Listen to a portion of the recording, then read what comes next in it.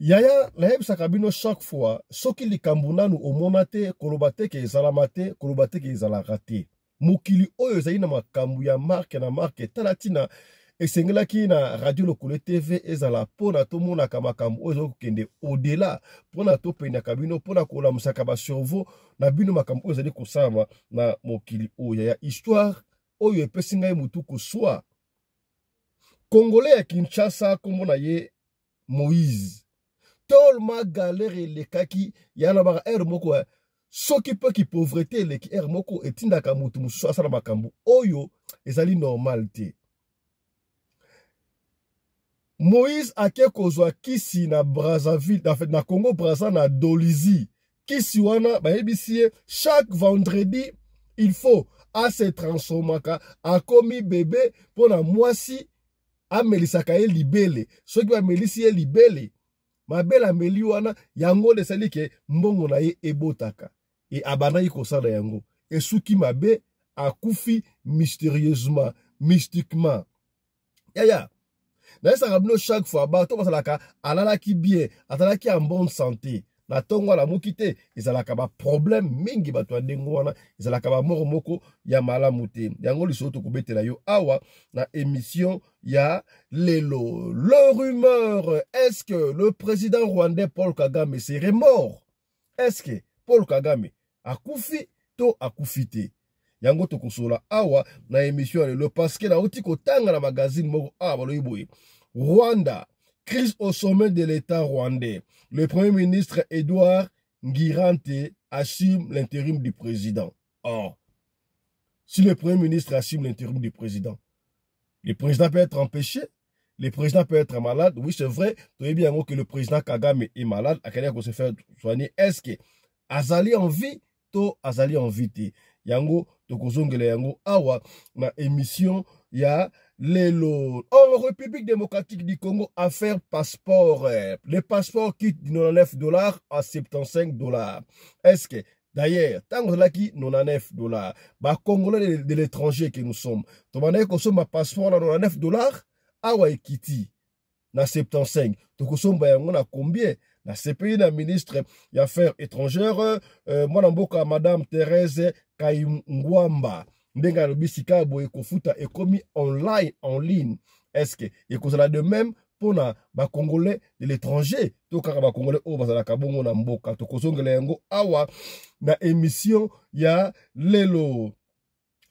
La solo ba yango chaque fois que les carottes sont cuites pour Constant Mutamba, ex-ministre ya justice. Il a été sacrifié, crucifié moi-même. Pour na nini, raison pour laquelle est-ce que vous voyez la principale raison, Oyo Mutamba a commis un pied en prison, un pied d'Ibanda. Pour, il paraît, semaine Oyo Silate, Constant Mutamba va se retrouver à Makala. Je suis en train de me mettre à sa place. Tant qu'on s'en a Makala, sort na yo, s'en a ba oye a kangisa, bat oye a kangisa, entre parenthèses, injustement. Est-ce que vous voyez bien que Constant Mutamba était même à la base? Il y a Kolongola humilité, il y a sénateur à vie, ex-président Joseph Kabila Kabange. Oh, qui grand kabiliste. Croyez-vous que Batouya Kabila, ces pays naïe, bon, Batou bala pouvoir, Bakolobanine. Oh, s'il a fait ceci, na moutou la chef naïe, à kosa na biso boni, est-ce que confiance et kozala naïe? Yango, to kosole yango awa, na émission, il y a lelo. Alors, quand la émission lelo, deuxième session, to kozonga le sous na mwana mboka docteur Guilain le bourgeois et pas to kosolo là makambu ya loposo comment entretenir loposo na yo comme se doit. Tala mambi oyo to kosolo la biso na bino awa na mokolo ya lelo na après-midi ya lelo yango wana. Mbote esika bozwami yaya ozali ko biso partout, ozali na Ituri, ozali na Venezuela, ozali na Isiro epa ya Anuarite, ozali na Johannesburg, na Cape Town, na Mafinking, na Pretoria epa ya Rikindike, les princes de Pretoria, partout esika ozali na Val. Merci na confiance pe fidélité, bozali kope ça programme oyo. Yaya la senga kanao chaque fois soki mbali boso otala biso yo oyeba bongo ko s'abonner. Soki ozali abonné déjà, merci mingi. Kasi bandaka ko partager, ka po masolo auto beta awa soki esungi yo te ekoki kosunga ndeko moko songolo esika moko pakala. Voilà. Tokolemba ko rappeler oti ya pona kokota na plateforme oya biso soutien aux veuves na ba orphelins. Toi la plateforme esika api to soutenaka ba veuve, ba orphelin na ba personne oyo bazana problème, ba personne oyo bazana hôpital, na ba hôpital bazana moyen ya kofuta te, bazana moyen te oyo ya secours parce que les gens meurent na partout au monde, manque de soutien. Manque de soutien. Soutien gros la kara la Kinshasa te. To go soutenir to sonara batu na intérêt ya mboka na biso ba Kisangani ba Lubumbashi ba Mbujimai ba Congo. Donc na Afrique du Sud, na Johannesburg, na Cape Town, partout ici quand on a besoin d'aide si seulement c'est surtout ceux qui va offrir bazali to apporter aide na biso ya $1 na yo et ko sala ke ndeko oyo asungama. Na esa ki bandeko boy. Mais ça fait que contribution bandi à partir à $1. Au pesi $1 ceux qui ont lingi pona kosunga ba veuve na ba orphelin kasi $1 na yo pona ezo a valeur to ina besoin ya kokoma bongo 1000 membres na famille so boda 6 mais bino so boko comme ça kombo na bino komi 6 membres déjà ceux qui ont 1000 membres et que membre va pesi $1 $1000 ça va suffire par mois tant soit payé pona kosunga ka bandeko kasi lokola ngai pe na famille na ngai biso na commencer ba kombo to contribuer à chaque mois à part oyo radio lokole bimisaka pona osunga batu. Donc ceux qui to koki 1000 te, ceux qui pesi $1 au moins qui est dans la difficulté, ceux qui doivent par exemple 50 personnes muto a pesi $1 on aura seulement $50 oyo kozana insuffisant pour na biso ya kosunga. Donc to lobi ne au moins $1, oui, c'est bien, mais t'as là, tu vas aller combien la plateforme, combien ça combo, on demande l'évolution, combien pour la, ça, et l'autre, oyo, et kosunga, ba veuve. Rappelez-vous, t'as dit Dieu, ba veuve, na ba orphelin, ceux qui ont orphelin, moko, a sali prière pour na yo, na veuve, que maman, oya sunga, kingai, nzambe a kotika yote, benga biso, na, numéro na biso, pour na, au côté la plateforme, oyo, numéro na biso, oyebani partout, c'est plus 27, 61, 88, 58, 455 plus 27 61 88 58 455. Voilà. Il y a tout remettre dans les solos. Nous sommes là qu'à chaque fois. Tellement nous vivons dans un monde où il y a plusieurs mondes, il faut faire attention. Ce qui n'a pas au monate kolobate qui salamate. Ala eko bendaka mato imingi na yaya basi. Yaya basi bosalaka attention. Bato omona kalibanda na o azali mobali ya mbongo, ambala akatuku bianza, bobenga mibala ya bien, o mobali ya bien. Mibala bien wana boye bakate bazwa bien na bango wapi. Na pesa ka conseil, oui. Na lobitaka mibala so ya bien. Mibala so bakatuku bianza, bazwa yango na ndenge mabete. Ya mbongo ya solo ezalaka. Mbongo ya solo ya ndenge bakisite ezalaka. Parce que oyo bakadi un peu bakopiaka oyo abiso bana nzambe mbongo ya solo ezalaka ya des gens qui ont bakatuku bianza na ndenge ya solo. Est-ce que comprendre? Voilà. Ya on a préféré mingi ngai ya mwasi mobali na yo bobandi vie ensemble. Ozomona évolution ya mobali bozo mbongo ensemble tinzamba pamboli bino ensemble. Wala ezalaka mieux que oyo utambala sana makambo na déjà aba lotu na yo ozomela miliki ozolia nyoso tu. Oyo mutabuka ki yango mutalona ki ezalaka problème. De kobendo mato ya to beni yo susu mato yo muto linga ba Chelsea olinga ba supporter a Chelsea ba milele ba petit a paka juma salaka attention ba tu ebele ba salaka ya kobeba ndengo wana ba beba saka bango nini yo kalisolo auto kobetela yo. Et puis la balba qui on est bandé ya pauvreté ezalaka malamu mingité. Oui, c'est vrai, tout le monde a cause la même level, le même niveau de vie. Mais quand même, bunda na vie, bunda na vie. On a la possibilité, il y a autant que ça va na yo, il y a autant moyen de déplacement, il y a un fout à loyer, et qu'on a déjà suffisant pour la yo. Que au bandozang na ya loyer, na ya kulia, ils a la kabala mouti. Et puis on peut bino ya. Bon, les gars, ba pasteur au bada pauvre ensemble rapport à bino. Et c'est impossible, aucun musangai.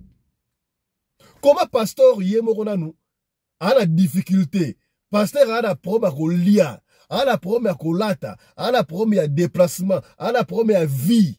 Parce que l'or et l'argent appartient à notre Dieu. Parce que le côté, il y a les locaux, ah bah nous sommes là pour la, parce qu'on a déjà prospère dans le couloir assez. Il y a beaucoup moins d'Anzambe, à sa prospérité. Ah les locaux, ah on semble là pour la on est. Est-ce qu'on commis, na peigné yo. Donc moi j'encourage ma pasteur qu'on va faire un mbongo. Pasteur il faut faire un mbongo parce que ils a miroir. Yaba na Nzambe. Assemble la pour la ngai. Nzamba comme ça ngape le kola yi na ko ba pe na mbongo mais oza na mbongo déjà passé à mbongo te o te ba mbongo ebele assemble la pour la yi au moins il y a pas compatibilité, il y a incompatibilité. Est-ce que combien to soli pembe? Pourquoi j'ai dit ça? Pauvreté ali malamu te moko na habité oza riche na énumérer ndengo ifuza la awa moi na mbala na kombo ya Moïse na Kinshasa. Moïse na Kinshasa azalaki mwana ya ngiringiri. Moïse, moi, dans Ngiri, tout le monde parle de pauvreté, les kaki, qui est simbate.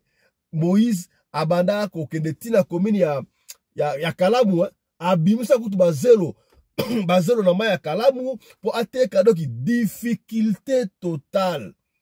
Tango azalaka, abanda kobunda muke, asukaka na 5e de humanité, parce que moi, on continue, ezalité. Ezalité. Bakabouana, quand même, Moutasuko la 5e des humanités, Azalaï quand même nos camarades, des collègues, des batanga na okedasi, y a pas de souci. Un jour na victoire, talaka victoire ça va battre, ya victoire ça va battre belé. Na batu ya solo, na batu ba kufa, na batu ya mission victoire ça va kabelé wala. C'est ainsi que Moïse a moni moi na classe na bango batanga kana ekala, na kotanga kombo école wana te. Kombo na Eric. Na zo pesa kombo ndako te pour éviter ça histoire ba tu pas comment ba kombo ya mboka te.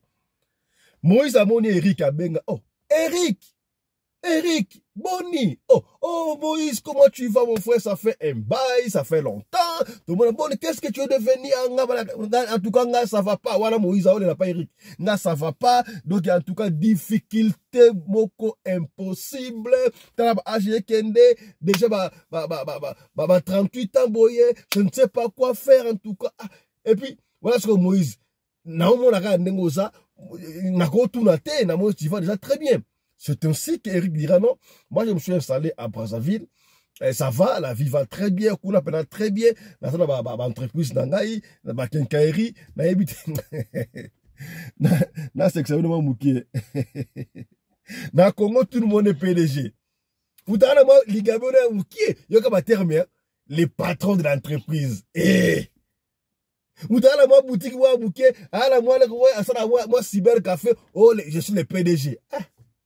PDG, PDG. Donc, vous dites, biso, brasso, que ça, ça vous fallait braver patron, ça va, c'est ça, c'est ça, eh, ça la patron à Kitoko, hein, le coup là, docteur Guillet le bourgeois, Nzambe à l'opposo, ça là, travailleur, à ce que ça là, fouta, à ce qu'on traité, tout le monde qui est non, oh, à ce que ça la patron, mais yo, moi, boutique à Mouki, on patron, eh, vous regardez, qui patron, hein. Il y a quoi les 5 ans pour tout dans la pays anglophone. Eh, nous, c'est le travail. C'est le travail. On se réveille très tôt matin. 5 heures, on a mouki diabi sur anglophone. On arrive au bureau, on a moussala. Sinon, bah, travailleur, bah, on coûte au patron de moussala. Tango kende, bah, tiki na moussala. Voilà. Système anglophone. Mais, tellement, quand on a congolais, ils sont anglophones, donc ils parlent forme, mais tellement si tu as la loger vient beaucoup. Forme, ça va bien, mais ça cher. Mais si tu comprends que, vient beaucoup la changer en go. Alors, banini. Et là-bas, il suffit qu'à nini, nzoto endima, propre kakate, c'est que bien. Voilà. Donc, Eric, Azaki n'a vu très bien, patron. Et ça n'y est pas ça, ah mon cher, n'a Kinshasa pour un séjour à 1 mois, il faut la fongola bomba quelqu'un mope ah voilà ça va parents dans la tenter mais nago sungayo n'a l'assemblée il y a certaines personnes au bomba souté ma bomba souté il te dit la vérité ndenge ya komi wana kala to yebi yango za so mutana ba kisi azoko bomba oyebate ensemble mais ce que comme normal on a ensemble dans la secte mo songolo pakala ensemble na esika mo nini et bon ba souté ya comme normal et puis non nga assemblée à l'église et comment à l'église à quoi ça c'est à l'église ça va l'église mo que l'église na biso wana en tout cas ba sunga batu ba ko pour sunga yo wapi ngo na Brazzaville na Congo Brazzaville wapi na Dolisie. C'est ainsi que Eric a pesi kutu adresse ya sectango na Dolisie et pas ya Moïse. Ye moka ju soin a ju téléphone na ya fungoli abengi tant abenga na Dolisie. Oui, abenga ceux qui peut me continuer bango, ceux qui peut pasteur na bango, ceux qui peut mettre spirituel na habiter tout toi rendre abenga pasteur na bango, abenga pasteur. Que non, je vais envoyer quelqu'un à quoi dans 2 jours bo sungaye bo kipe. Ça va, c'est bon. Eric Abimisa Mbongo, $500. Après ça, ami d'enfance na ye, après ça, moi la classe na bango, après ça, whatever, oh, kombo nous kopesa, après si muninga na ye. Malali bosso na vie, Moïse a simba $500. Ce n'est pas donné à tout le monde. $500. Ce n'est pas donné à tout le monde. $500. Voilà, il faut être rare. Tout le monde a Guilain les bourgeois. Ah, Guilain les bourgeois. Tu vois, il y a monsieur Oyo. Ça va, tu as les bourgeois. À Kabelanga, $700. Oh. La Guilain les bourgeois, Kabelanga, $700. Eh. Ah, ici, là, c'est pour la négociation. Tout le monde a action salaka. En tout cas, on a contribué $700 à la fondation. Eh, merci beaucoup, Nzama Monayo. Oh, pesa na fondation, pesa ko ya yolia, apesa nga na sepe la, na tiango na prochaine likolo. Merci na yo Guilain les bourgeois. Nzambe ya loposo, to yamba ya émission soki chance pesa mi. A juste $500 wala ke pa na bango, mba libosa simba $500 ye Eric. Pardon, Moïse. A kepa na bango, a pesi mama na bango $100, moi pantona moi mouké, a bongsi mambo mouké dans 2 jours au kende, moi cash, moi nini quoi ça va, a kati si Brazzaville dans 2 jours, on va aller vite, tant a kati Brazzaville dans 2 jours, a kati na adresse wana, tant a comment l'adresse wana, donc on a déjà, a tala ki na parapluie, moutou a tina kiye, Eric a tala kuna, bayambiye très bien, bayambiye, a kouta na pasteur, ici je vais pas dire père spirituel, na habité so peut mettre spirituel akutani ba salel o bako sala obenga ngate o papa Fiston pesa ka adresse wana na kena nga poko na lembita na opera adresse te bunda ya ko simba kaka bunda ya ko simba je vous ai toujours dit mutu oyo azuba or ba diamant ba mbongo na ndenge ya molili maboko na finira pa kozika dinga so na ndenga pembe est-ce que komi to soli pembe botela nga ba j'aime ko ya bino mona tata Sedek vraiment ça ba j'aime ko maman maman afandi pena hôtel radio le collé hôtel papa Fiston papa hôtel papa Fiston siko o sabona na hôtel maman kitoko te to sabone ko na tiaka maela nga ipa na bino na tiaka maela nga pa na bino ba papa ya radio le collé et pas no ba maman ya radio ko pa ba ya basi ya radio le collé ba ya mibali to sabone ko to partager. Partager pour solo sunga batu partager to yepe na TikTok ko to beti Fiston Pelende te o Pelembe te Fiston Pelende o beti o komona obimana o follow ngai na TikTok to wapi tata Sedek. Voilà, tango ba mbie bien pas chef spirituel wana opesi makambu yango taka opesi makambu ozu makambu siko ba pesi makambu ça va kende cotisation ba pesa sikoyo Moïse fonds de démarrage fonds makambu surtout ba pesa $150,000 en dollars ezaki ma billet ya ba $20 ezaki ma billet ya ba $50 ezaki ma billet ba $100 ba pesa ngo Eric non pardon ba pesa Moïse akende ko banda condition a pesa c'est bon dans zubo ça va au moins mbongo $150,000 et ko banda ko bimela yo chaque semaine chaque samedi na tongo ko banda ko mona mbongo oyo kaka na enveloppe oyo oh ils a fond de démarrage to pêche pour l'église nabiso ba wolo ba secte l'église nabiso okende obanda vie mais chaque vendredi condition ya ngoyo chaque vendredi yo okozala kobongwana bébé le longa mukolo omelaka libele ya mwasi apesho libele omeli libele ça va ma belle o mwasi omeli wana yango ndesala ke makambo na yo et travailler est-ce qu'on kokabi libele anani oh n'importe quel mwasi ça c'est un petit problème azongi yango tena esa kibino ya salaka attention na ba Chelsea salaka attention na ba petit à quartier on va y arriver talaka Moïse a surtout lagi $500 c'est quoi a 150,000 ba escorter aye petit na beach ngobila akatisi doki eya ba tuana basalaka na réseau ba na ye ba inquiété akatisi ba tulaki na beach ko bazuye pe ba ke eya ba commissionnaire ba ye ba lukeli enda kumoko ya bien côté ya Ngalima azunda coupé ya bien lupangu 3 chambres salon lupangu ya bien aofutela asombi na mutuka ya grave peut-être mais mutuka ya bien ça va à Roulango famille moni bana moko non Moïse a changé Moïse ko mbo nini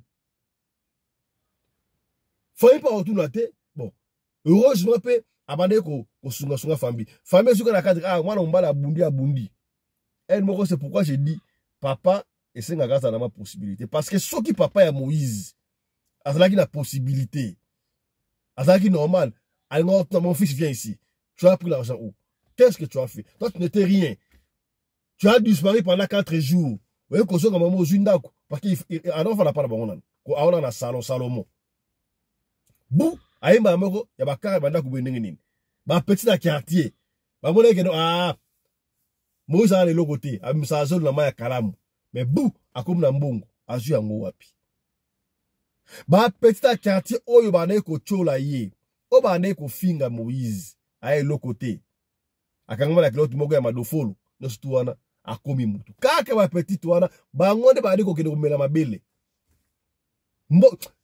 l'argent per l'argent mbongo yo mususu yaya donc Moïse ne s'inquiétait pas alors on a ba ndumba normal chaque vendredi na ndako azwaki wana ay ameble ndako normal chambre moko 3 chambres chambre moko ya la chambre moko équipé ngo pour na makamune à chaque vendredi wana c'est normal et qu'est-ce qu'il faisait chaque vendredi wana soka accueilli soka akepa ba Chelsea à boulevard wana partout musuba na boulevard musuba na abenga ngoni bon marché donc partout a solo lina Chelsea omoni nga nali awa na muta makambo na juyo na pio mbongo na meto ke ne pa na ngai nga na bongo na bébé omelisi nga libele après na pêche $500 omelika libele oh pas de souci et il le faisait pendant ce temps. Moïse a une petite sœur à quartier. Moi, il y a bien, une vingtaine d'années. Avant de se plaindre, il y a exactement passé à Moïse a dit Fiona, avant de draguer, il y a un mutambongo, mutambongo du pédogi. Abali pena nuta suba mbongo, mutana banda kwa lunge pana bango azunda quelque part kuna yo boya ye. Fiona ye kondima. Basali mariage coutumier basali makaba sur religieux parce que mariage on un mariage et ça coutumier est-ce que bien mariage religieux à voile ça la ka complémentarité donc ils a matalana ba boto mona ko lati voile mais mariage ça ka coutumier bo pesi biloko makambo tu yango yo ma nzunga ba ma o pesi liputa mama et ça pas to pesi yango ne mariage oya ba religieux wana ça la ka matalana kaka yango mona ba to muso sali ne mariage mais aye comme ça la religion la kimukolo pour la base expérience ça peut m'abêter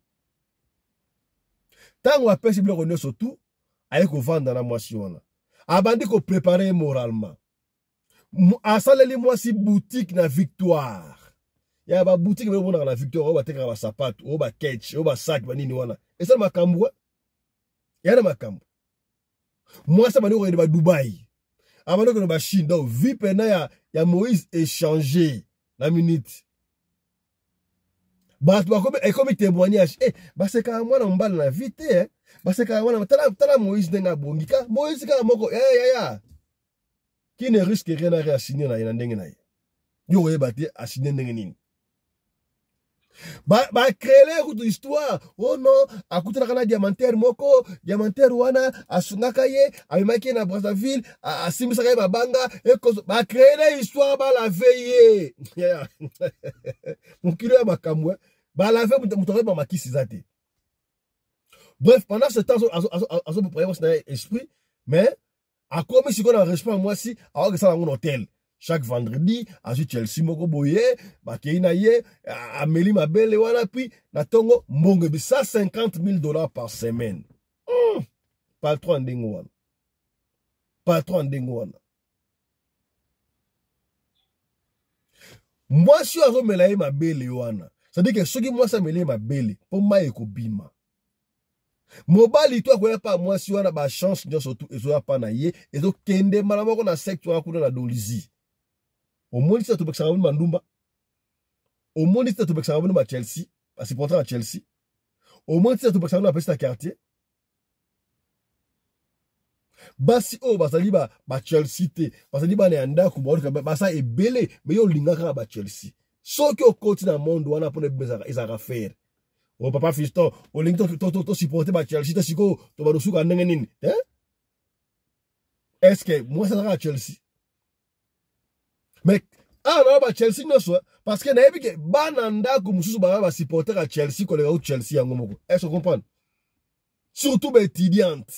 O la tanga na ifasik, o la tanga na ISP. Na école moko salaka école moko ba Corée dans la boulevard boy. Na otanga ko mona ngote. Wala kuti ba non étudiant te ba élève ba sakana ba na bilama na maputa okomona ka ba mituko ba député ka e parquet wana ba élève ba okene bango ki Chelsea comme na niveau no surtout ça na attention so qui est Chelsea a melie mabele ndengo wana yo so kuta Chelsea wana chance na eki ya ngotara ba tebele ba chance ki e koma ka so zimbongo masanga na ba Chelsea do chance so akaba. Moi, je n'avais pas solo moi muke, na otanga kombo ya star angote. Afin de continuer. Papa fiston le loko kata masolo to okate okebo da ekenda rande ngwa to solo la tete, to solo la. Star moko ya munene yaka awa. Awa ça la peste succès sa caractère, tisiko succès ali. Ba jeune mabimi kolo. Na beta le solo, na beta. Na beta. Bon, pour mettre beta on ndenga sagesse. Star watanga ye na pokwa ayaka utu kobeta concerti ayaka pasa la clip de son azonga consort sikoyo qu'est-ce qui s'est passé na pokwa ya monde la musique o sala attention monde la musique o so coach ngo ba problème ya Star la bino na besa ba sebe lu ba simbale bon lokola l'expression de la roi soka eva ke vacances ala la kaye mokote ala la ba servante y a pas de souci ba lukela aide la sud-africaine à kota ba lukela aide producteur na yepe azuide producteur na yepe azuide siko producteur na ye wala pe papier vie kaka akena de ye pa ke de biso tala na musika si le producteur a créé, puis tu vas si tu as la réception pour la télé, et ça ma musique. Il faut ça la demander ça la demander moi.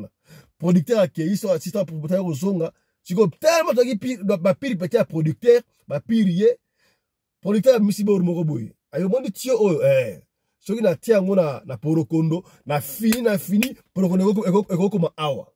Si tu so ki na sali feti. Na sali feti. Quantité ya miliki wana ba Nestlé obimakuna eke ko vanda kune panzani partout mo badi nyo surtout okena Chelsea wana problème baleki na ngai bolanda ba Chelsea te bon spécialement ba oyo bon na fio ba beauté bolanda bango te o comprendre et ça ndebo to tiki na ça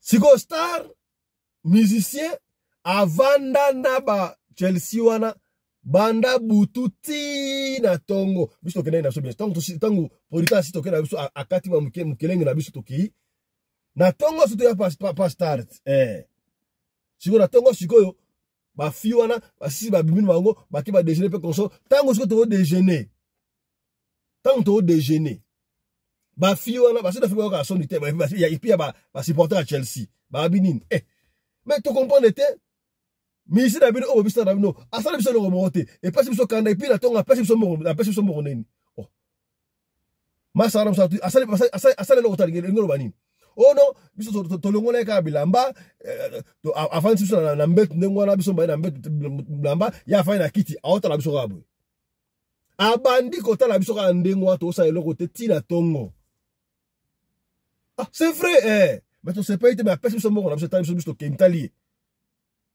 basambo makinda sikoyo biso sikoyo biso do tete ko sakate fo tuna tant que dans la star mais nene ba petwana ito ndengwa bazo réclamer o sa eloko te en tout cas o so pisi biso star ya ndenge ah star aloba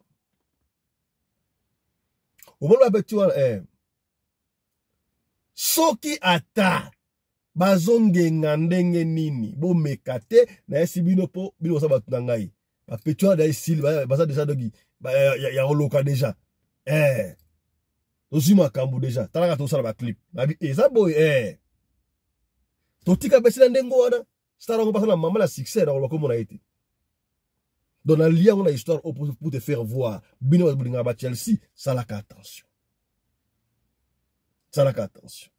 siko tango a préparé Moïse a préparé moi c'était malé ko c'est maman mun ba mbongo zaka nangu nga za ki pauvre n'est-ce pas aux ambona quartier binga très bien na kutana muninga na ngai ko mona Eric atina nga na basa na Dolizy basa ki condition na ngai ça la chaque vendredi il faut na bonga ma bébé na meli libele butu ba na meli libele na tongo mbongo ebimi ba mbongo sa na ngo yangwana ayebisi moi c'est parce que moi c'est yé il faut yebisa yé donc yo ce qu'il faut le supporter na bande ko sala ngo libanda mo que non ba maladie peut-être trop ce que moi c'est ngai il faut na ko sala ngo et la femme n'avait pas le choix ça ne bon il y a pas de choses en mbal na ngai et à partir de ça moi dia ba sali 2,5 chaque vendredi soki et comme Babutou à 1 heure,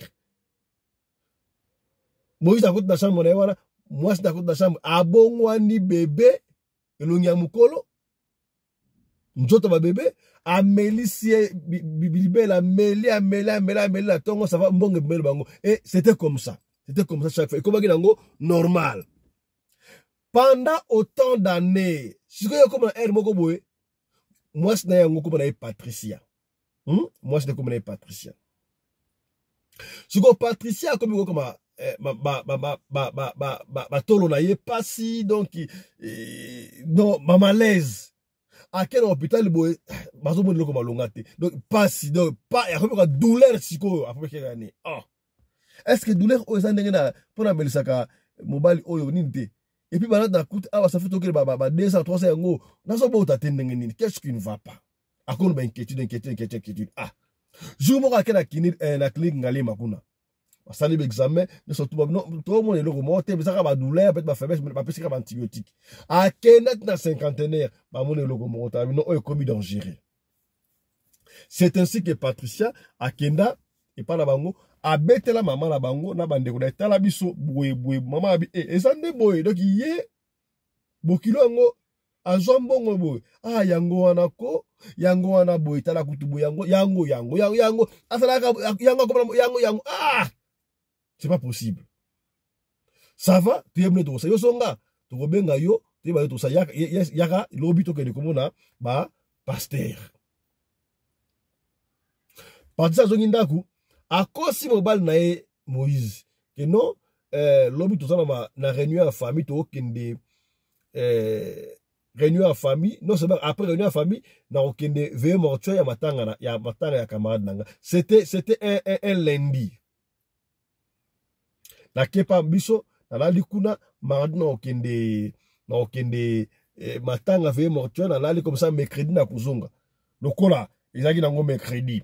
Et alors Moïse a montré ça problème parce que makambo za rendre vendredi. Non, il y a pas de souci, il y a pas de souci, il y a pas de souci. Apesi route dans ma katuku bien za pesa papa. Akei pa na bango, patsa ke pa na bango, ba bombi ekuna.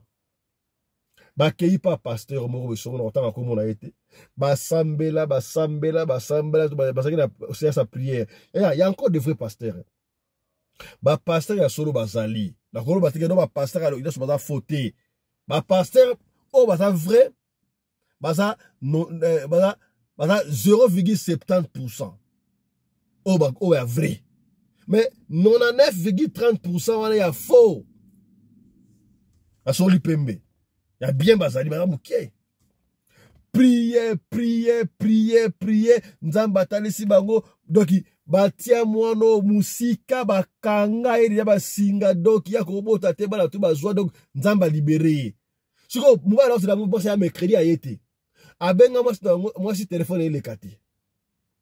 Siko qu'est-ce que la femme avait fait? Azoki chargeur na ya iPhone na atik na ndako pour tromper bala au téléphone.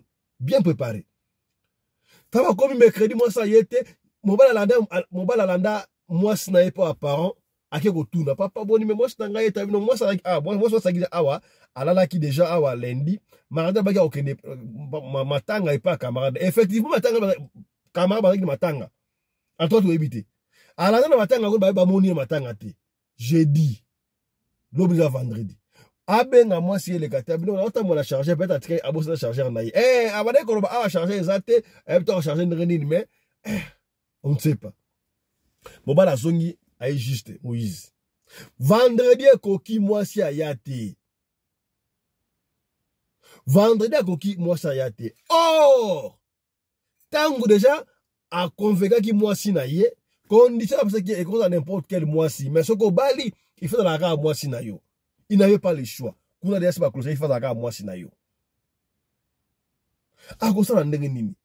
Soki ata zaki balaka na bagi na ngate na ko ata Chelsea moko boy na ye wana sali makame o so na bali foka moi si wangai moi si vendredi ayate bref kuna moi prière délivrance ye alala boye moi si oyo akomelisa libele azate c'est ainsi que na tongo sentinelle na chauffeur patron la mka aéro patron la mka teneni patron la mka teneni bazelati 9h parce 10h loko mokote oh santé la kota na ndako akotre na ndako kuna na mwana musala patron la mukate neni koko patron fungate ba patron fungate nini patron fungate oh babenga mbila fungola boye c'est ainsi que mona que non Moïse akufa likolo ya mbetu ya kolala ya on esa kio ke bana batu bakufaka sans pour autant basa na maladie wa akufi na pongi c'est na makambo epele tala comment est-ce que kuluka vie apprécié et ça dit que moi on bali oyo Moïse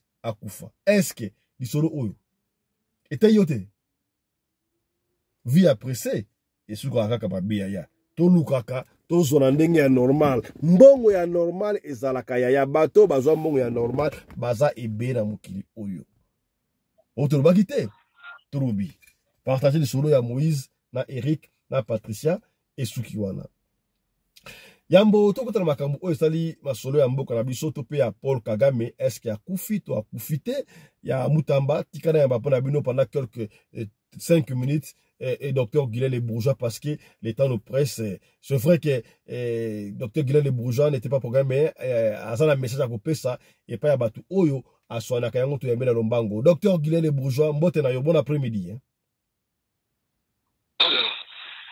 Mote papa Pelende Radio Lokole boni malam mingi na tongo lelo na 6h to 6h maso na biso te baneko kata yango to bagina to kubenga oya susu na deuxième émission na biso ya lelo Dr Guilin yo ozali dermatologue ototaka batu banduta moto oya sala banduta ba oyo basala ba luvamba no elonge beba baswa cancer de peau batu oyo balingi to na bango evimba non seulement ko vimba to ba oyo soki muta melisa age pour to le kweyo ko zonga sono ko ya mwana 17 ans ba mama o wana besoin ba bassin na bango efungwa ma azo forme ba oyo baza lokola bataka likolo munene na se mukie basho bambatasi ala obongusaka nyonso tu wana. Alors message nini nango lelo na après-midi lelo pona bat oyo oswanyaka et puis bat oyo baza na besoin ya ko se faire soigner ba le candidat yo ndenge nini mablongo yo. Oui, Papa Pelende, en tout cas, message n'a toujours rappel, toujours bête à 7 na bateau tout bazan un problème de maladie de la peau, tel que nous on oublie ba vergeture, banduta, ba cellulite, bateau bazan ba bouton, bateau bazan ba tache, ba tampon, bateau bazan ba cicatrice, bateau batin na bango batenture na bango les aviétés, pour stabilité, azo baté gaza la chambre futata pa kola nini, quelque soit moi na quelque soit mukolo, quelque soit ndundu, otobenga albinos, quelque soit mundele. Dans la pognon toujours retraité, alors tout ça là vraiment rappel pour te éviter que surtout communauté naviso parole vraiment produit en désordre na africain yango monique et puis qu'on rappelait batou na mona ka mingi Papa Pelende batongo bakantaka kenote il faut mafuta kosomba mafuta ya babindele. Ils ont pas dans kota na ngomingi ba okata biso ba africain to ba katete non ngalo bango dermatologie médecine et la science ya rotatonete mais la science exacte ba biloko biso do ça l'état dermatologue na maîtrise dango ba banga te ba na confiance ba contacter biso o tout ba na problème o to tangi surtout les loboni mingi na obeta sete na bandota. Robert a cette ming na vendre la ming na nduta puisque les gens Papa Pelende koyeba ke maman so azana banduta mwana mwa soit jeune fille soit mukolo akoko lata kilote te akoko lata mini jipte akoko kende na plage te akoko lata doni te akozana toujours okangaka nzoto pona nini banduta et puis comme so azu partenaire ne molonga nini na yeba ke na chambre et comme photo boma minda Mamone comme la rabat belé, yo kaka ozana mwasi yo boma minda. Mwasa zoko boma à l'est puisque Sony yenyo so la robe banduta. Et puis Papa Pelende loka grave. Donc le man na ndaki na yambaki maladi moko na bureau na nga. Mwasi mobala bengani na libala. Mobala na penza bengani pour nini? Mwasi ça ne va pas. Mwasi niveau banduta kataye mobala kokite. C'était un nom personne qui fera la parole. La produit hydrogène dans nos quand a été zonga par la vino. Ils ont qu'à on a traité micro maman wana en tout cas qui m'y kotaki a suivi la soin normal. À ce qui peut merci. Au bal n'a pas eu merci. Ayo zonga la libara nae. Au bal en tout cas la catégorie alinga gisoute. Alors, bino boza na problème ba kawana. Vous contactez Dr Guilain Le Bourgeois na 00243 code 85 46 86 411 00243 85 46 86 411 00243 85 46 86 411. Docteur, est-ce que docteur, ce qui mutu aye pana yo c'est vrai to consulta kaye o consulter attend la téléphone attend la kimutu bon net o bala Kinshasa soko ya sur place wana o consulter bango physiquement ba o consulter na téléphone n'est-ce pas. Oui, après consultation otali ndenge lo bakao so po eza po grâce ko po nini wana wana o kopesa ye savon to mafuta o kopesa ye to savon. Oko recommander que les sommes dans la pharmacie to yo moko Guilain Le Bourgeois au sana département o sala ka mafuta o elongo ba mpona bino moko ba savon elongo ba mpona to sala ne o pesa ka bato ozorango wapi. Oui, eza mutuna moko vraiment Papa Pelende eza mutuna moko ya makasi otuni wana eza mutu ya po bato yo ka Dr Guilain Le Bourgeois nazali dermatologue esthéticien. Papa Pelende ozala jamais dermatologue sans oyeba chimie ya mafuta. Pour preuve bon na mafuta mingi ba komaka test dermatologique. Ba mafuta ezalaka composition ya biso ba dermatologue nde tolekaka na étude wana mpona kopublie mafuta. C'est-à-dire nasalaka mafuta nga moko, nasalaka basolution na nga naturel ngai moko. Puisque mafuta nyonso na basavon omoni biloko to wana eza naturel. Mafuta basala yango na mabende te, basala yango na mabaya te. Mafuta basalaka yango toujours na bafruit nde nalobaka toujours na baplante. Pour preuve totali na bamafuta tokomaka mingi aux extraits de plantes naturelles, aux acides de fruits, bilo bakomani kwa mafuta yango wana pamba te puisque c'est recommandé mutu fo apakola bio pas pakola naturel. Mutu fo apakola naturel ya omenga docteur Guilhem vous êtes tant que chimiste nasala ba solution. Pour ni docteur Guilhem Bourgeois nasala ba solution ngai moko na invitaka naza na capacité en tant que dermatologue ya ko recommander mutu na ba parfumerie. Pour kobosana te pa pelene na mutu na tangi mafuta na ye mafuta na ba composition na ba type rapport ya bato. Alors les lois de traitement dans la ranine peut-être même tout aux ana pomoko ezali vraiment pomoko grâce ils ont tenga ba biloko ba pour grâce so na recommandé les lois na cosmétique soit na pharmacie ba pesi eloko oyo ya pirate ndenge ba mafuta ko ma oteka na ngo belebele ya pirate ça dit na robima faux docteur deni docteur komela nga mafuta na kesoma na parfumerie mafuta na bebisinga. Même si on a des ingrédients, on a des compositions, on a des paposonayo, et qu'on na harmonie. Mais yo tango ke kuna boye, ba peso ya pirate ya moniato. So baby, ba condamné na docteur. Ba moninga na dara l'assurance ya biloko wana te, na dara l'assurance anga moko, na na labo na nganga mo nazo composer, nazo pesa batu. So esenga ki il faut na pesa yo plante. Na buki plante na zamba. Bien na sombi plan na sombi ba makasa na composer na pesio ya ko mo pa nga bato abika ka vraiment iratarate puisque na pesa biloko eza original c'est non ndenge na sali ya ko na ngai nzambe a l'opposé pesa so numéro avant de compter pesa numéro na joujou en tout cas numéro na ngai eza 00243 85 46 86 411 voilà 00243 na bandeli code 00243 85 46 86 411. Voilà, 00243 85 46 86 411. Au Bengi au docteur Guilhem les bourgeois. Voilà, docteur Guilhem. Docteur Guilhem. Oui. On va finir avec vous parce qu'il est temps de presse. Moutouna Yasuka Tunto Baboui. Puisque yo osali dermatologue nzambe à l'opposé parce que comment nzambe à l'opposé parce que obiki ça batu parce que mutata à problème pour son ndenge nini okobiki ça mafuta ebele bebisi batu ozo swani ba luvambano banduta na stuwana kasi na oki esiko lobe makambo ya parfum te parfum pe bataka na nzoto el moko pona muta a sentir odeur kitoko est-ce que pana yo ozali pe na ba parfum to parfum zalité o ba rolo o bataka na sama peka ba rolo o sala ka pe yango to sala ka yango pete yango pe za na ben inconvénient.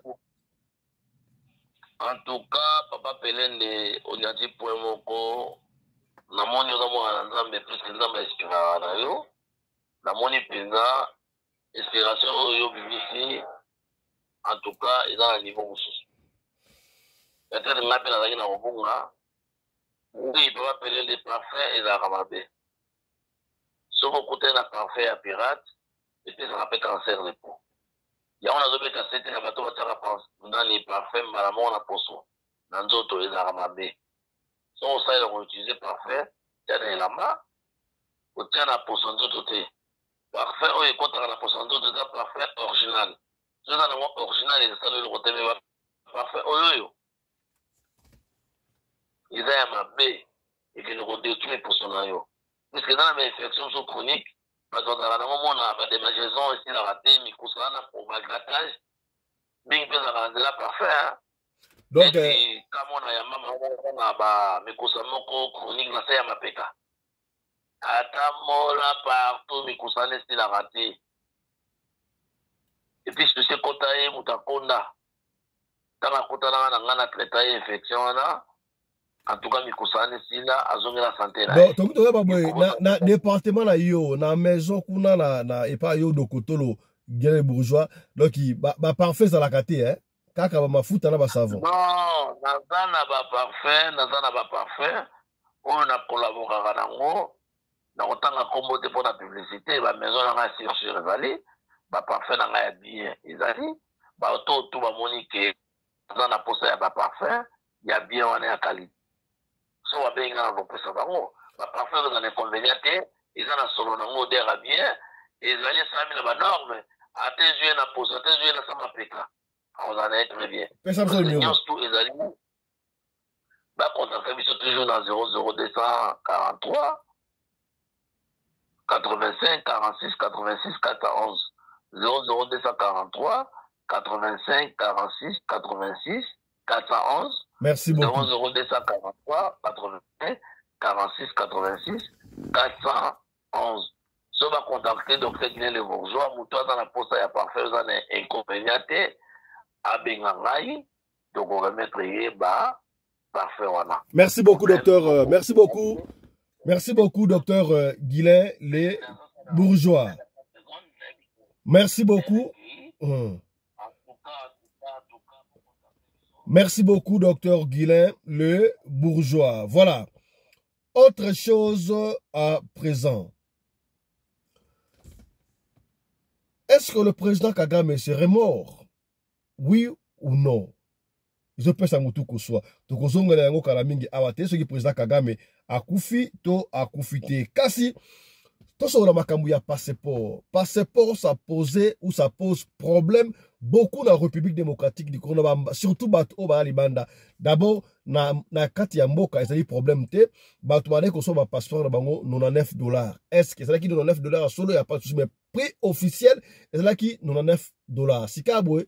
To sepeli na mokonzi ya mboka après comment on a biso yemo connaît un passeport biométrique parce qu'on a passeport biométrique passeport congolais égal ndenge moko na passeport sud-africain ndenge moko na passeport américain ndenge moko na passeport européen donc comme sur un passeport biométrique tout mon konda mboka à ceux qui yango déjà kasi eloko malamu to sepeli nango eloko kitoko to sepeli nango ezalaki semi biométrique à $100 9 sikata comme biométrique prix lango ekiti et comme $75 coup de chapeau na bakondi ya mboka coup de chapeau na président de la République tongoni ki ali kosala mosala oyo bato bali komona yango na miso mais toko senga ezala ya solo $75 na Kinshasa ezala ba tracasserie te pour la ko éviter ba tracasserie wana ba bino et comme na guichet unique okofuta yango en ligne ya kitoko wapi yo moko na ligne au fouti na téléphone na yo au fouti $75 na yo déjà so comme wana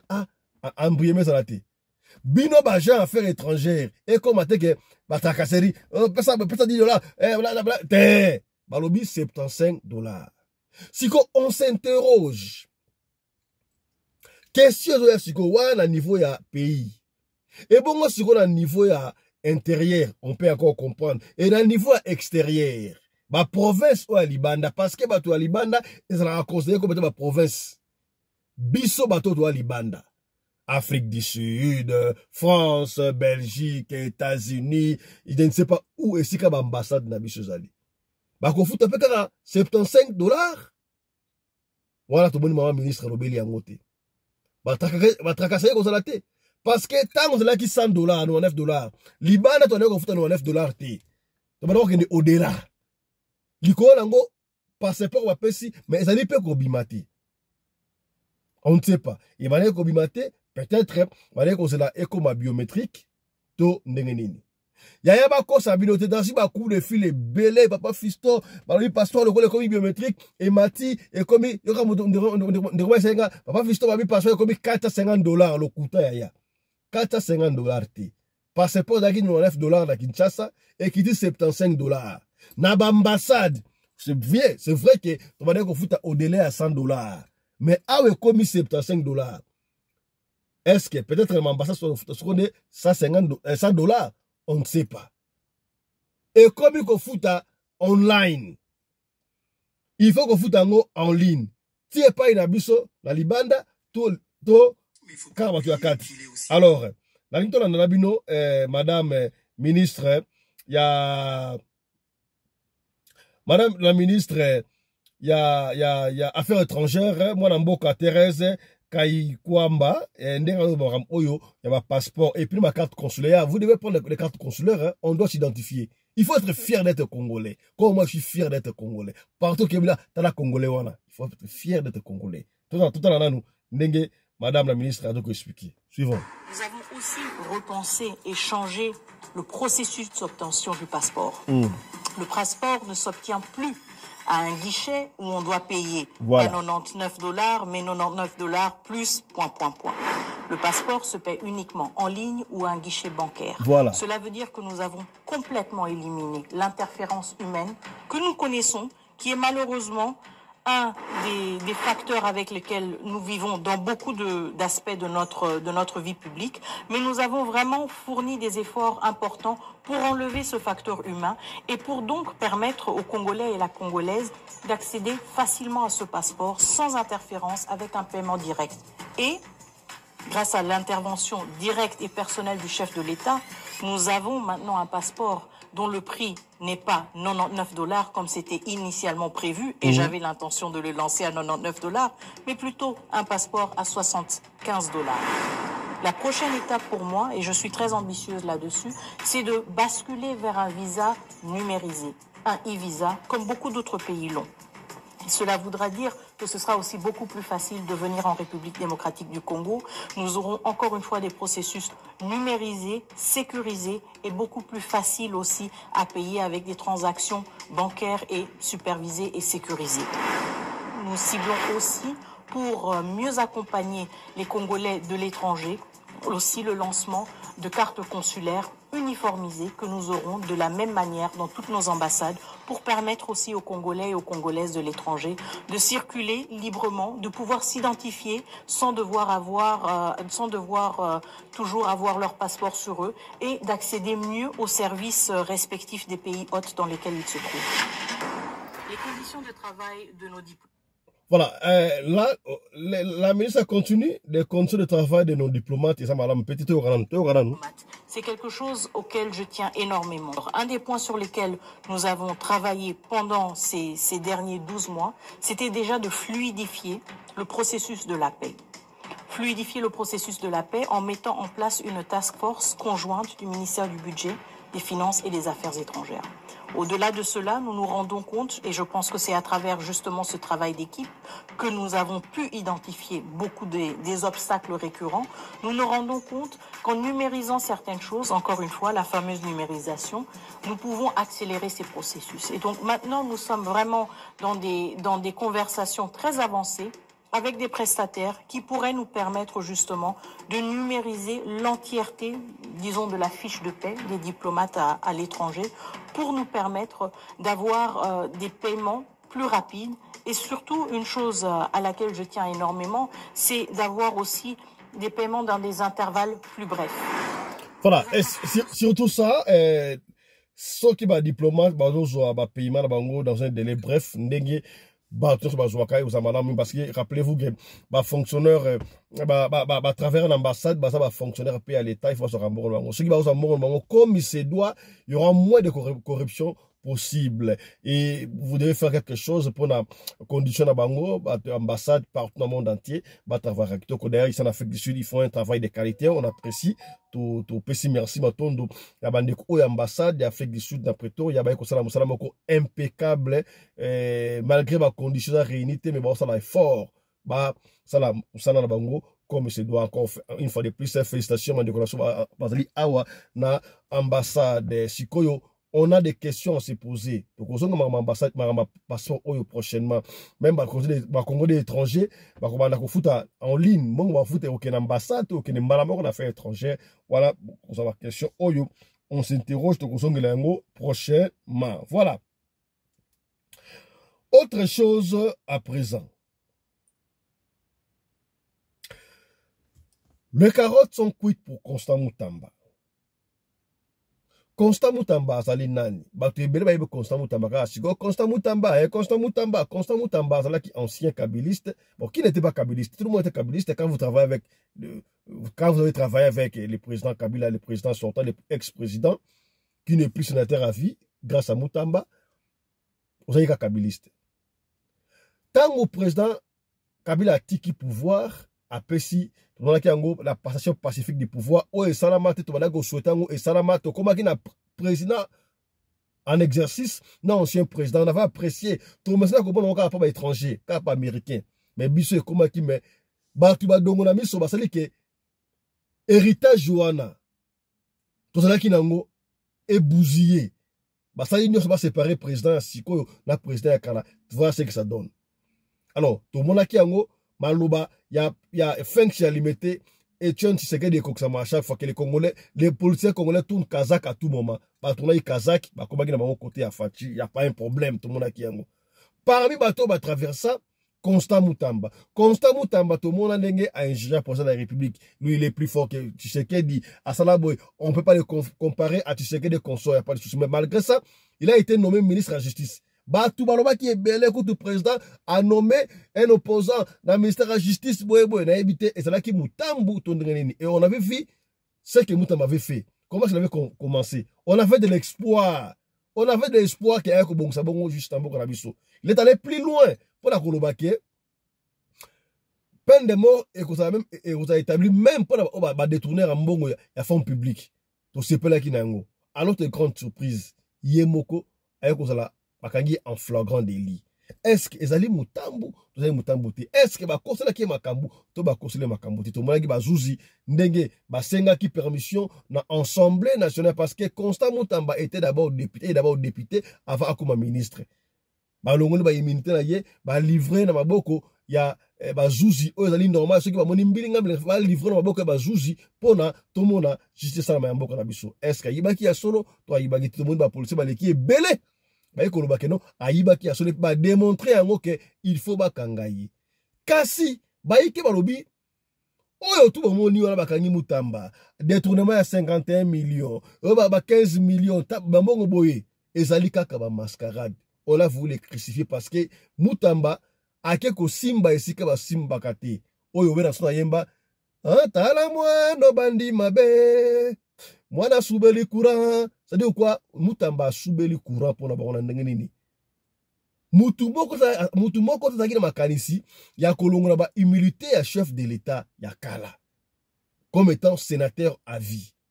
Mais yé a ikonisi yango et c'est là que le kola maseki pire petit à Kabila tango a changé quand a kei ba longola ba humilité na ye pour na ba landela ye comme étant na éviter chef ba M23 to ba rebelle. Likambouana, et puis malgré procédure, et c'est là qui respectait comme dote, il a réussi à Rolongola, immunité, il y a ancien chef naïe. Et comme il décon. Yango ba batali. Oh! Moi na oazaki pie kabiliste. Sikoyo a commis fasciste a poursuivre Routuba longola ba immunité à chef naïe akala. Aye pa na biso, auto adopté. À combien bon à cause de ce mabé? Automatiquement, tu as Kabila va vomir. Constant Moutamba. Bato ba yambie ba bino elle ko na yo olingi moi si abatu alibala. Moi si alibala au convaincre ye à qui obal na ye abandi ko bimana yo. Oza ceux qui obala yo moi si okutu nga alia wa ye kutu doki azaki moi sa libala à qui ma mobali na ye. Mon arubo bimana ngai. Ngana bala ye c'est un qui m'a ngaipé pour qu'il ne peut faire mon sous. Au moins c'est comme li là Moutamba ngai. Yango ba créer les makambo. C'est vrai qu'il y a eu des tournements, il doit passer dans la justice. Kaka ndenge ba longola ba imita Kabila, ndé ba longola pays. Mais moi, je crois que c'est une grosse erreur oyo bande ko basali. Ne croyez-vous pas que peut-être ndenge basali pour la sénateur à vie parce que loi lobaki bakokola de l'ancien président à 13 sénateurs à vie et puis on a 600 $, par mois, je ne sais pas. Le balongo liango bakati makambo wana régime oyo. Tant au régime oyo kosila. Régime oyo koya. Soki basali même chose. Balaki la même procédure. Balongo ba imita chef de l'État ou assistant ba chef de l'État kala. Balandeli PSI seulement si pour mes alliés. Pour le acharnement, tu vas copier. il a fallu protéger ma campus pour écomater. Est-ce que comme dans la interview oyo confrère Nabiso Marie Sumbunga, il y a une télévision que je salue na évité aux ça la fiction ça mutu fictuel ça mutu ya solo mais moi si oyo na tout ce qui intelligence artificielle to mutu ya solo makamba lobi ya ngo ça la base ya Constant Mutamba tout à l'heure ensemble dans la Bible. Mais il faut pas oublier qu'il est aussi à la base de la levée des immunités de Joseph Kabila. On va commencer ici. Mais il faut pas oublier qu'il est aussi à la base de la levée des immunités de Joseph Kabila comme sénateur à vie. Tu as raison de le rappeler, Marius, et c'est un point qui complexifie encore davantage le personnage de Constant Mutamba. Oui, c'est lui qui, en avril 2023, a porté l'une des initiatives les plus symboliques, la proposition de loi visant à abroger les privilèges accordés aux anciens présidents et donc à permettre, en théorie, la levée de l'immunité de Joseph Kabila comme sénateur à vie. Ce geste a été interprété à l'époque comme une rupture spectaculaire avec son passé kabiliste. C'était une manière pour Mutamba de dire « Je ne dois rien à personne, je suis libre, je suis loyal à la République, pas à un homme ». C'était aussi un coup politique fort pour marquer sa loyauté nouvelle envers Tshisekedi et l'Union sacrée. Mais ce choix a eu un prix. En s'attaquant frontalement à l'ancien président, Mutamba s'est aliéné les réseaux kabylistes avec lesquels il avait grandi. Il est devenu, en quelque sorte, un transfuge pour les uns, un opportuniste pour les autres. Et pour le noyau présidentiel, il restait malgré tout un ancien de Kabila. Pas totalement fiable. Autrement dit, Marius, cette posture de rupture, en apparence courageuse, l'a isolé des deux côtés. Rejeté par les anciens, jamais totalement intégré par les nouveaux. Et c'est là que la situation devient tragique pour lui. En voulant s'émanciper politiquement, il a pris des positions trop fortes pour rester neutre, mais trop ambiguës pour inspirer une confiance durable. Dans un système où les loyautés comptent plus que les idées, il est resté entre deux mondes, jusqu'à se faire rattraper. Voilà. En d'autres termes, cette femme a voulu dire ceci. Qui a trahi, trahira. Si quelqu'un te trahit dans la vie, kozongi sakaye su pembeni na yote, okolimbisa ye, mais kozongi sakaye pembeni te. Oyo Mutamba salaki, zaki trahison vis-à-vis à régime ya Kabila. Est-ce qu'il était le seul? Bato ebele batayira Kabila. Bato yoka bamende, baza ebele. Il y a ceux-là même qui ont dit que les 100 kabilistes coulent dans mes veines. So Kabila tiki pouvoir dans la tiki politique. Et bah travers ça. Mais quand on lève les militaires chef de l'État, comment il manque en confiance. Le pouvoir yakala n'est actuel. Yangoa l'abimwa na soube le courant, ma baki yo kuruze. Cette semaine ne va pas finir, il paraît. Il sera en prison. On va voir ce qui va se passer.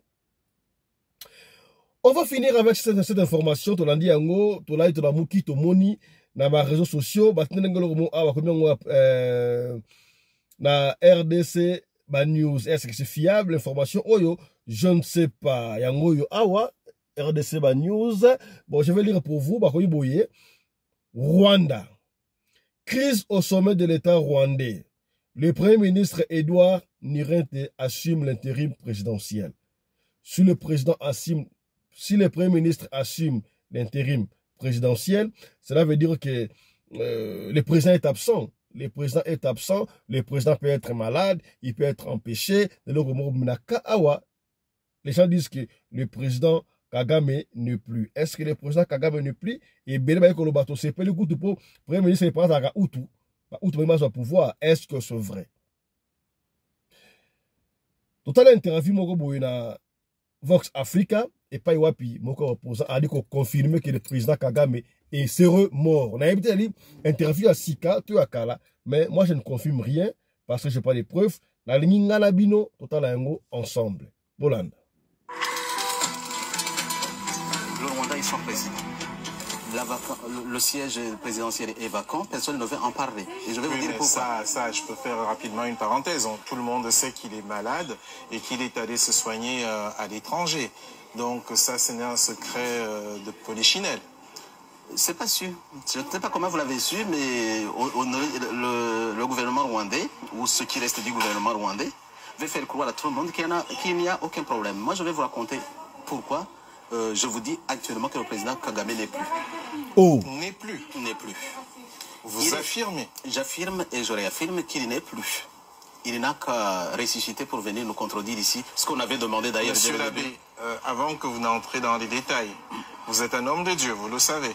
Et vous êtes l'un des principaux opposants et sans doute l'un des mieux placés pour l'avenir à occuper les fonctions suprêmes au Rwanda. Donc en avançant ces propos, vous jouez... N'appelez pas encore, je suis ici. Y compris peut-être des poursuites de la part des autorités rwandaises. Je suis tout à fait prêt. Voilà. Nous avons essayé d'entrer en contact avec les autorités rwandaises, aussi bien à la présidence qu'à l'ambassade. Il nous a été tout simplement répondu que la personne que nous recevions sur le plateau avait le droit de dire ce qu'elle veut et ça n'engageait qu'elle. Donc je signale toujours que les autorités sont les bienvenues sur Vox Africa. Nous n'avons pas de parti, un camp comme dans l'autre. Nous, c'est tout simplement des faits. C'est d'ailleurs dommage, on aurait aimé avoir un contradicteur.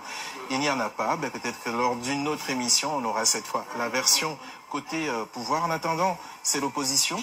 On avait pensé que c'était un cancer fulgurant dont il souffrait, mais en fait, c'était pas ça. C'était, ils ont dit nervous breakdown. Nervous breakdown, c'est que le cerveau était complètement, le système nerveux était complètement désintégré. Il ne pouvait que le placer en soins palliatifs. Donc il y souffrait beaucoup. Donc les autorités sanitaires ont constaté, les médecins ont constaté qu'ils ne pouvaient rien faire pour lui, pour le sauver. C'était perdu.